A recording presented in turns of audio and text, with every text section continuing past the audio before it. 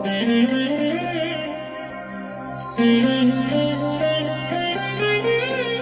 దినం పరము నుండి దిగివచ్చు మాట.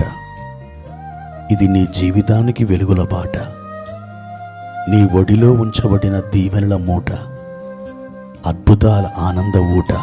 ఆగస్టు 30 సంవత్సరమంతా మీరు బైబిల్ చదివి ముగించడానికి ఈరోజు మీరు చదవలసిన లేఖన భాగము ఉదయం 129, 130 మరియు 131 కీర్తనలు. సాయంత్రం 1 కొరింథీ పత్రిక 11వ అధ్యాయము 1 నుండి 16 వచనాల వరకు. ప్రియమైన దేవుని బిడ్డలారా, ఈ ఉదయకాల సమయంలో ప్రభు యొక్క కృప మిమ్మల్ని బలపరచునుగాక. దినదినము ప్రభు సన్నిధిలో మీరు ఆత్మీయంగా ఎదుగుతూ ఉన్నారా? బలపడుతున్నారా? మీ ఆత్మ అంతకంతకు బలము పొందుకొని మీరు ప్రభు యొక్క చిత్తాన్ని చేయడానికి మీ జీవితాలని దేవుని వైపుకు మీరు తిప్పుకుంటున్నారా? ఈ లోకంలో మనం కేవలం బాటసారులు మాత్రమే, యాత్రికులం మాత్రమే. మనం అట్టే స్థిరముగా ఉండిపోయే జీవితాలని ఇక్కడ మనం జీవించడం లేదు.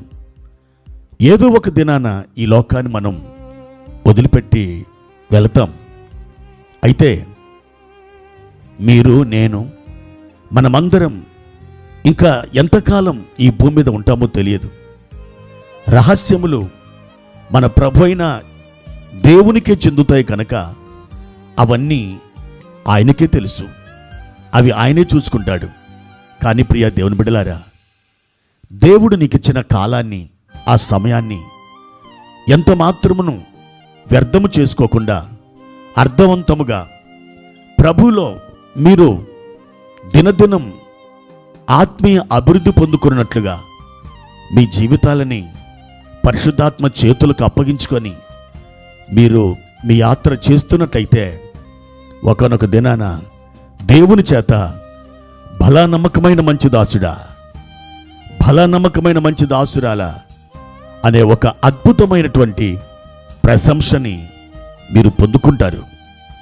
ప్రియ దేవుని బిడ్డలారా, ఈ ఉదయకాల సమయంలో ప్రభు వారిచ్చిన వాక్య భాగాన్ని చదువుకుందాం. 100వ కీర్తన 1-2 వచనాలు చదువుకుందాం. సమస్త దేశములారా యెహోవాకు ఉత్సాహధ్వని చేయుడి, సంతోషముతో యెహోవాను సేవించుడి, ఉత్సాహగానము చేయుచు ఆయన సన్నిధికి రండి. ప్రియమైన దేవుని బిడ్డలారా, కీర్తనకారుడు ఆత్మ ద్వారా ప్రేరేపించబడి ఈ అద్భుతమైనటువంటి మాటని రాస్తున్నాడు. ఏమిటా మాట? సంతోషముతో యెహోవాను సేవించుడి.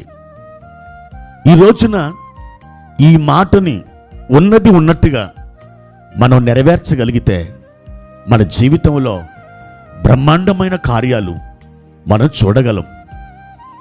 అనేకులు ప్రభువుని ఆరాధించడానికి లేదా ప్రభు సన్నిధికి వెళ్ళడానికి ఎంతో కష్టపడుతుంటారు. అది మోయలేని ఒక భారముగా వారు భావిస్తుంటారు. మందిరానికి వెళ్ళాలన్నా, సువార్త ప్రకటించాలన్నా, సాక్ష్యం చెప్పాలన్నా, మందిరములో పరిచర్య చేయాలన్నా, దేవుని సంబంధమైన కార్యక్రమాలు నిర్వహించాలన్నా వారు ఎవరో వచ్చి పురమాయిస్తే, బలవంతం చేస్తే అప్పుడు గాని కదలరు. నా ప్రియమైనటువంటి దేవుని బిడ్డలారా, మీరు అలాగే ఎంత మాత్రం ఉండకూడదు.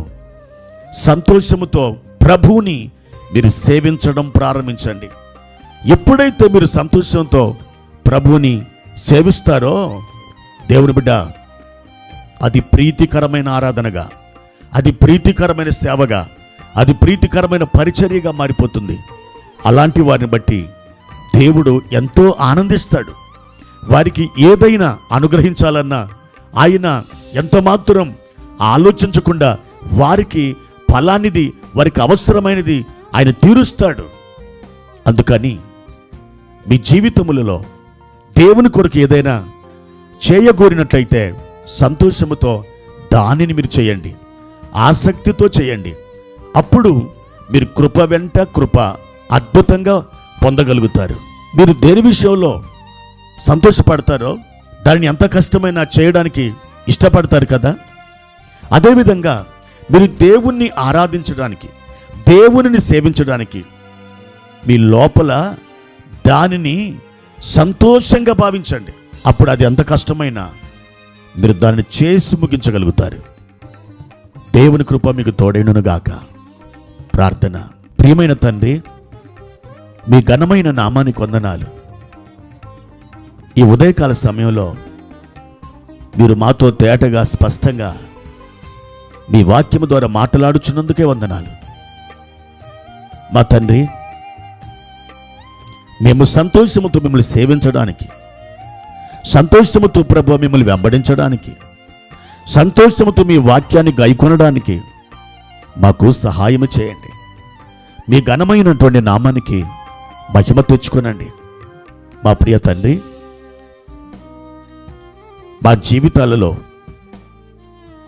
క్రొత్త క్రొత్త ఆత్మీయ మలుపులు తిరగడానికి, మేము సంతోషముతో మీ నామాన్ని ఘనపరిచేందుకు, మీ కార్యమును నిర్వహించేందుకు మాకు కృపను అనుగ్రహించమని యేసు నామమున ప్రార్థించి వేడుకుంటున్నాము తండ్రి. ఆమెన్.